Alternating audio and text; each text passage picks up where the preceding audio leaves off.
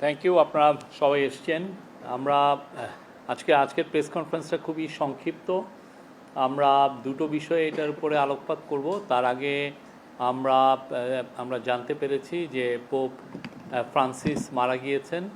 আমাদের chief adviser খুব shocked এবং উনি কন্ডোলেন্স জানিয়েছেন। এটা আমরা একটু পরেই কন্ডোলেন্স মেসেজ পাঠাবো, এটা আপনারা পাবেন।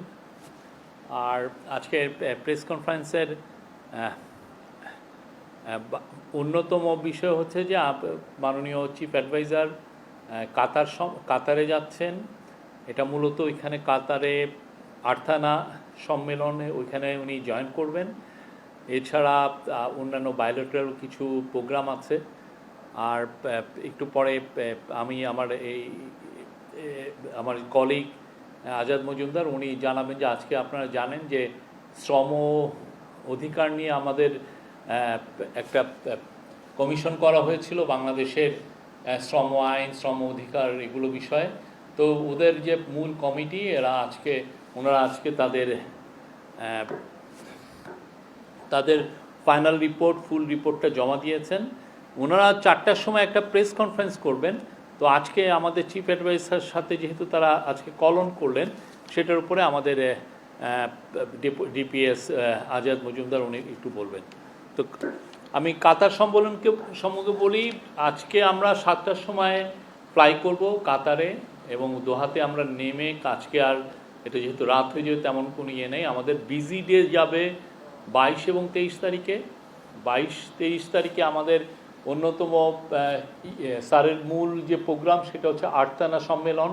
আপনি জানেন এটার মূল আয়োজক কাতারের রয়্যাল ফ্যামিলি। এটার মানে শাইখা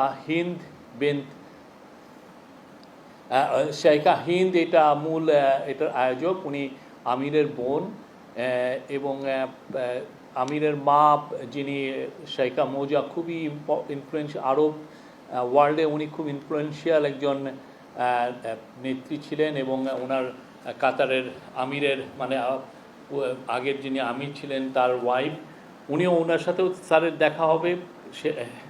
এবং কাতারের ডেপুটি প্রাইম মিনিস্টারের সাথে স্যারের কলন আছে।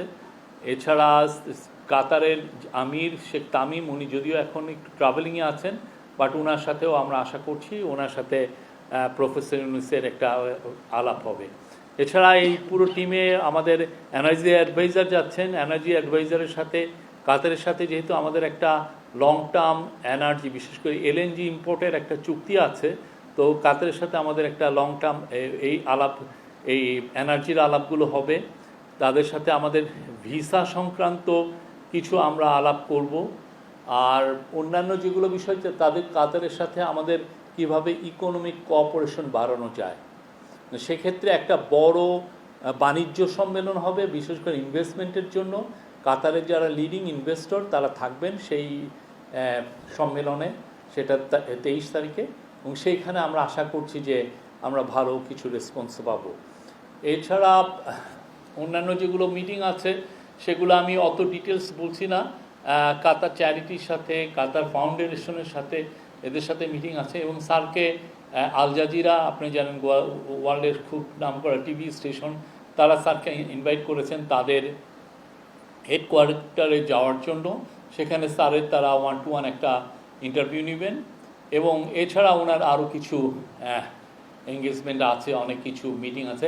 আর একটা খুব ইম্পর্টেন্ট বিষয় হচ্ছে যে কাতারে প্রায় 2.5 ঘন্টা ব্যাপী একটি রোহিঙ্গা ক্রাইসিসের উপরে একটা বড় সম্মেলন আছে। এই সম্মেলনে আমাদের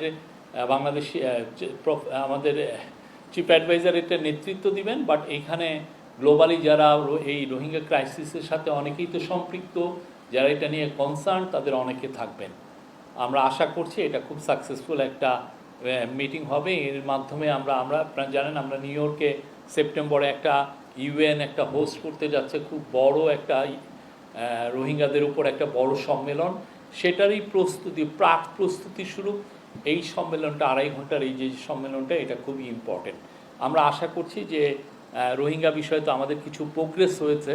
সামনে এই যে একের পর এক আমরা যে বড় বড় সম্মেলন করছি, তার মাধ্যমে রোহিঙ্গা ক্রাইসিসের বিষয়টা যেটা অলমোস্ট ফরগটেন হয়ে গেছিলো, সেটা আবার গ্লোবাল ম্যাপে, গ্লোবালের ডিসকাশনের যে ম্যাপ, সেখানে ফিরে আসবে এবং এটা নিয়ে আমরা দ্রুত কিছু সমাধান আমরা পাবো, এটা আমাদের আশা।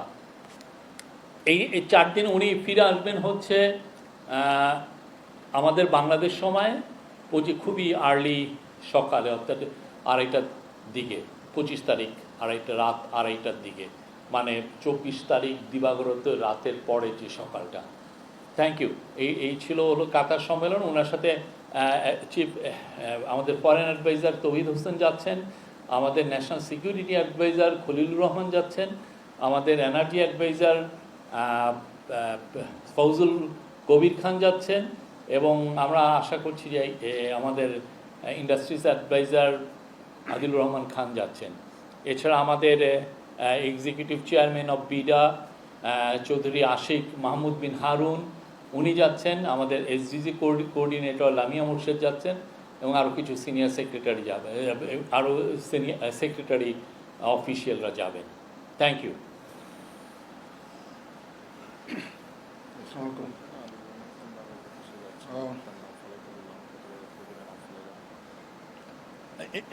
একটা বিষয়, আদিলুর রহমান খানের বিষয়টা এখন আমরা শিওর না, সরি। এনার্জি অ্যাডভাইজার উনি যাচ্ছেন, সরি।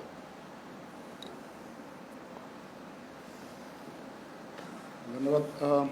আপনারা এর মধ্যে শুনেছেন শ্রম বিষয়ক সংস্কার কমিশন ওনাদের রিপোর্ট আজকে প্রধান উপদেষ্টার কাছে জমা দিয়েছেন। মাননীয় প্রধান উপদেষ্টা ওনাদেরকে একটা কথাই বলেছেন যে যেই কয়টা সংস্কার কমিশন এখন পর্যন্ত তাদের প্রতিবেদন জমা দিয়েছে, এর মধ্যে এই কমিশনটার একটা বিশেষ দিক হচ্ছে এইটার ইন্টারন্যাশনাল একটা ইন্টারেস্ট।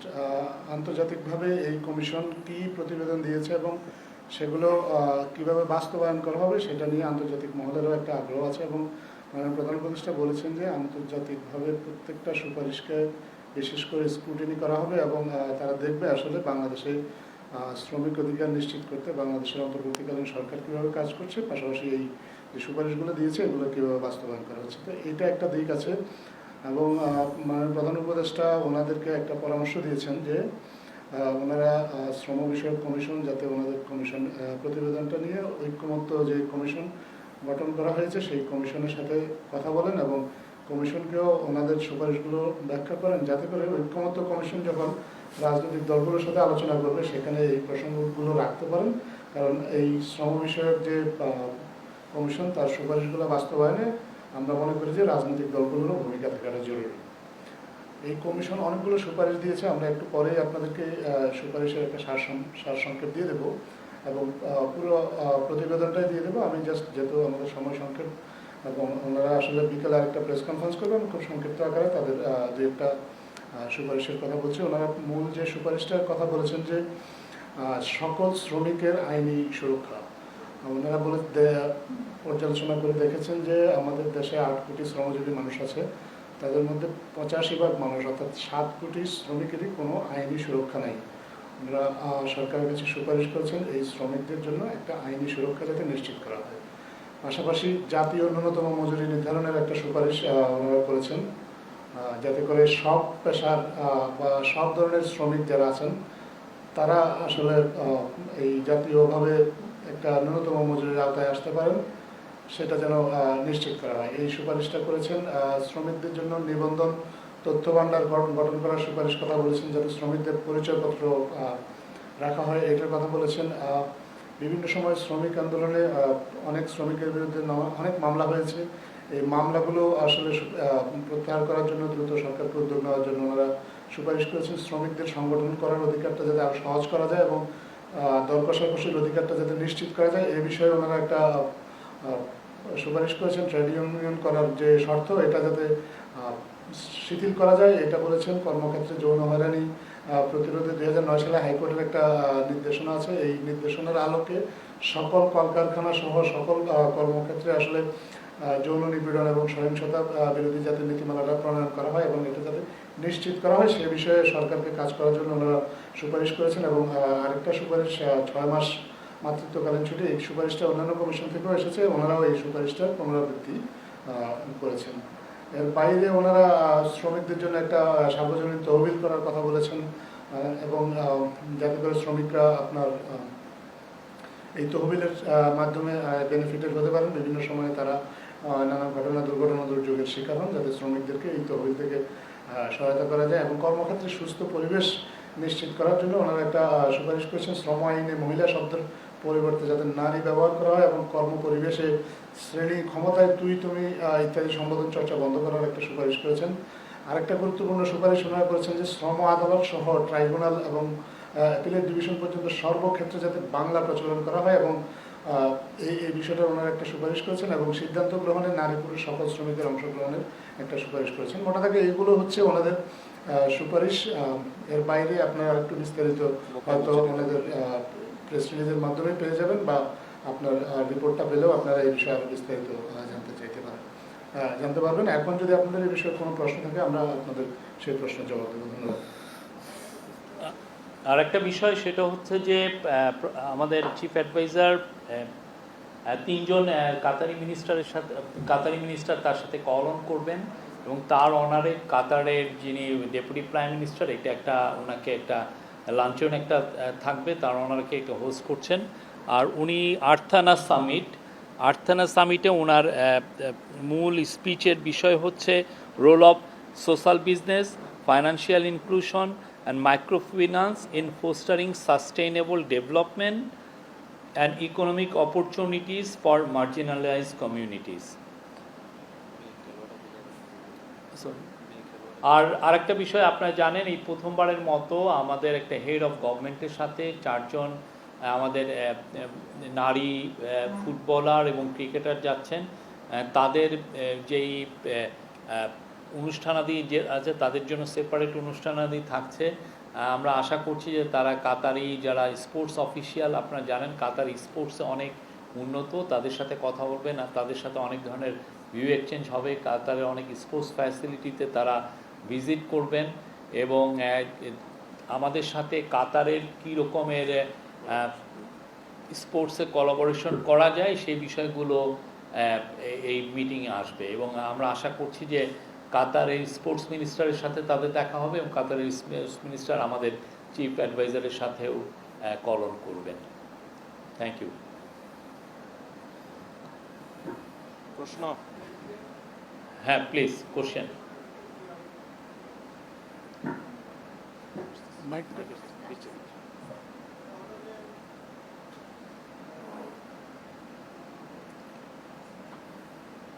আমার একটা স্পেসিফিক বিষয়ে একটু আগ্রহ ছিল, সেটা হচ্ছে যে শ্রম কমিশনের রিপোর্টে একই ধরনের শ্রম আইন সমস্ত ক্ষেত্রে প্রচলনের ব্যাপারে কোনো সুপারিশ আছে কিনা, মুভিজের এবং বাইরের ইয়েতে যে ভিন্নতা আছে সে ব্যাপারে কোনো সুপারিশ আছে?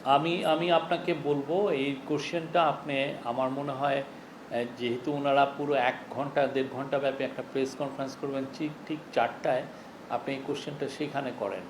আমার মনে হয় তারা রাইট পারসন আপনার এটাকে পুরো আরও ডিটেল ওয়েতে বলার জন্য। আমি আপনার কাছে হ্যাঁ, আর আমরা একটু পরে পুরো রিপোর্টটা আমরা শেয়ার করব আর ওনাদের একটা ওয়েবসাইটের মধ্যে পুরো যতগুলো ডিটেলস রিপোর্টটা দিবেন আর আমরা সামারিটা খুব দ্রুত শেয়ার করব। আমি মহিউদ্দিন রেজিস্টার থেকে বলছিলাম। দুটো প্রশ্ন। একটা প্রশ্ন হচ্ছে যে ওনারা বলেছেন যে সকল শ্রমিকদের আইনি সুরক্ষার বিষয়ে সরকার মানে এই রিকমেন্ডেশনটা কিভাবে বাস্তবায়ন করবে, চিন্তাটা কি? আর জাতীয় ন্যূনতম মজুরি নির্ধারণ করার বিষয়টাও তারা রিকমেন্ডেশনে বলেছেন, সরকার এই বিষয়ে কি করবে?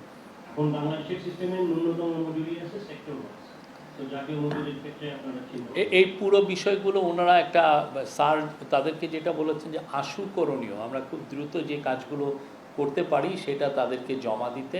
তো আশু করণীয় উপর যেটা থাকবে সেটা নিয়ে ভবিষ্যতে আমরা আশা করছি যে ক্যাবিনেটে ডিসকাস হবে। তো তার সেখান থেকে মানে কর্মপন্থা কী করণীয় করা যায় সেটা আসবে।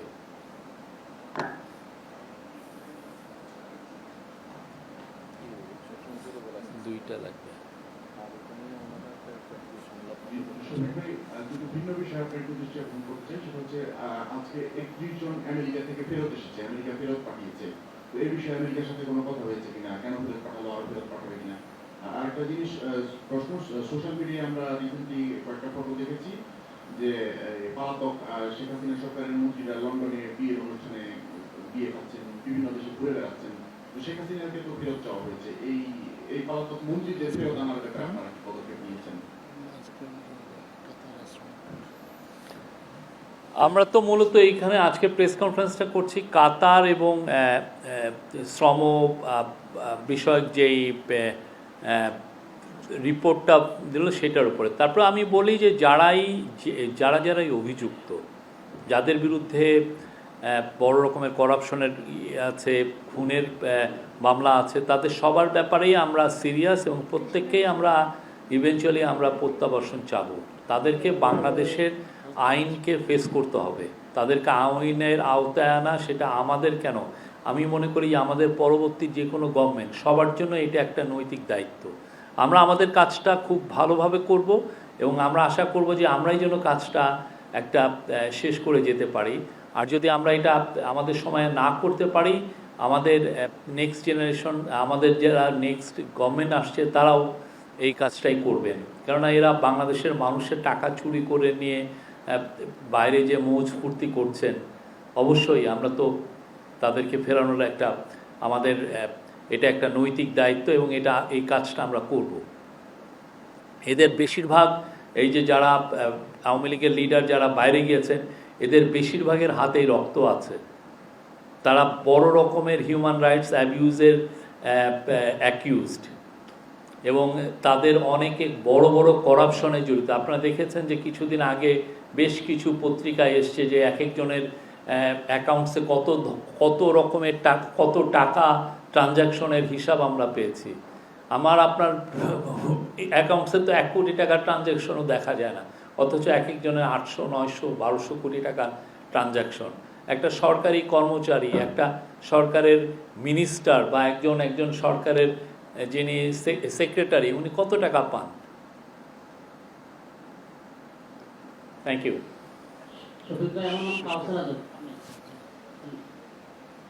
জি,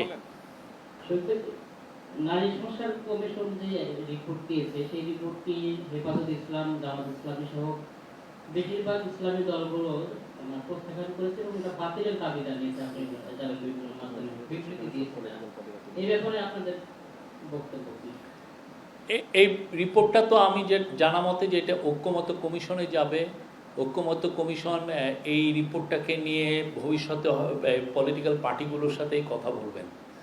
এই পুরো রিপোর্টগুলো যেগুলো করা হচ্ছে, এবং আজকেও যেমন শ্রম অধিকার নিয়ে যে রিপোর্টটা, আজকে আমাদের চিফ অ্যাডভাইজার বলেছেন যে যাতে তারা এই ঐক্যমত্য কমিশনেতে এটা সাবমিট করে, যাতে এদের যে অনেকগুলো জিনিসই তো আসলে পলিটিক্যাল ডিসকাশনের বিষয়, এবং এটা পলিটিক্যাল পার্টিগুলোই এটা অনেক ক্ষেত্রে ডিসাইড করবেন যে আমরা কতটুকু নিব আর কতটুকু নিব না। তো এই জন্য এই পুরো রিপোর্টগুলো আসলে ঐক্যমত্য কমিশনে যাবে এবং ঐক্যমত্য কমিশনই পরবর্তী দিক নির্দেশনা ঠিক করবেন কিভাবে এই রিপোর্টগুলো তারা পলিটিক্যাল পার্টিগুলোর সাথে কথা বলবেন।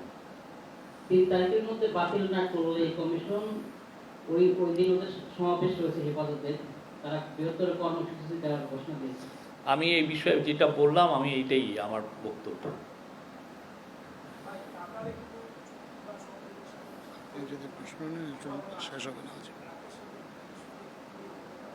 আমি বলছি না, আমরা কাতারে অবশ্যই আমরা অনেকগুলো বিষয় আলাপ আলোচনা হবে। মূলত প্রফেসর ইউনূস ওইখানে যাচ্ছেন, আমাদের চিফ অ্যাডভাইজার ওইখানে যাচ্ছেন আর্থানা সামিটে জয়েন করার জন্য।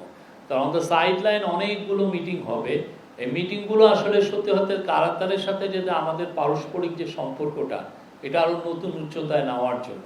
আপনি জানেন কাতার খুব ছোট দেশ হলেও মিডল ইস্টে তার অসম্ভব একটা ইনফ্লুয়েন্স, এবং কাতার গ্যাসের ক্ষেত্রে ওরা ওয়ার্ল্ডের পাওয়ার হাউস। তো আমরা চাই কাতারের সাথে আমাদের সম্পর্কটা আরও সুদৃঢ় হোক, আমরা যাতে তাদের সব ধরনের এনার্জি কোঅপারেশন করতে পারি এবং তাদের থেকে আমরা প্রচুর ইনভেস্টমেন্ট বাংলাদেশে আনতে পারি, এবং কাতারের যে শ্রম বাজার সেখানে যেন আরও বাংলাদেশি যুক্ত হতে পারেন, এগুলো আমাদের ইচ্ছা। এবং এই বিষয়গুলো অনেকগুলো মিটিং হবে এবং আমাদের এই কথাগুলো বারবার আমরা বলবো। আমি জাগরণ থেকে বলছি। আপনি বলছিলেন যে শ্রমিকদের সুবিধার জন্য সরকার কথা বলবে, এই ব্যাপারে সুনির্দিষ্টভাবে কোনো প্ল্যান সরকারের রয়েছে কিনা আমাদের শ্রমিকদের সেখানে চাকরির সুযোগ সুবিধা করে দেওয়ার জন্য? যদিও আপনি বলছেন যে কথাবার্তা হবে। না, এটা এই এই ধরনের প্ল্যান তো আমাদের অনেক দিন ধরেই আছে। আপনারা জানেন যে আমরা এই বিষয়ে ইউএইর সাথে মানে অনেক এক্সটেন্সিভ আমরা কথা বলছি। আমাদের স্পেশাল এনভয় লুৎফে সিদ্দিকী, উনি আমার মনে হয় হাফ এ ডজন মিটিং করেছেন, হাফ এ ডজন বার উনি ইউএই গিয়েছেন। এই ইউএইর মার্কেটটা যাতে আমাদের জন্য মুক্ত হয়, আমরা আমাদের জন্য আরও আমাদের শ্রমিক তারা বাংলাদেশ থেকে নেয়, সেই বিষয়টা আমরা দেখছি। ঠিক তেমনি অন্যান্য যতগুলো মার্কেট আছে যেখানে আমাদের বাংলাদেশি ভাই বোনেরা কাজ পেতে পারেন, সেই মার্কেটগুলো আমরা দেখছি, শ্রমবাজারগুলো আমরা দেখছি যে কিভাবে আমাদের জন্য আরও বেটার স্যালারিতে এবং আরও বেশি সংখ্যক বাংলাদেশি কিভাবে সেখানে কাজ পেতে পারেন, এটা দেখাটা আমাদের প্রবাসী কল্যাণ মন্ত্রণালয় এবং ইন্টারিম গভর্নমেন্ট দুটারই একটা টপ প্রায়োরিটির মধ্যে, এটা টপ প্রায়োরিটি।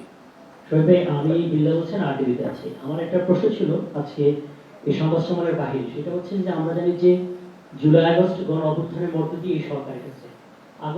জুলাইতে আন্দোলন চলাকালীন সময় কিন্তু অনেকের বিরুদ্ধে মামলা হয়েছিল। আমরা জানি যে আপনার আসার পরে এই সরকার এইসব মামলাগুলো প্রত্যাহারের জন্য একটা উদ্যোগ নেয়। যদি উদাহরণস্বরূপ বলি যে ঢাকা কলেজের একজন শিক্ষার্থী ফায়াজ, সে 17 জুলাই তাকে আটক করা হয়েছিল, তার থেকে জবানবন্দিও নেওয়া হয়েছিল।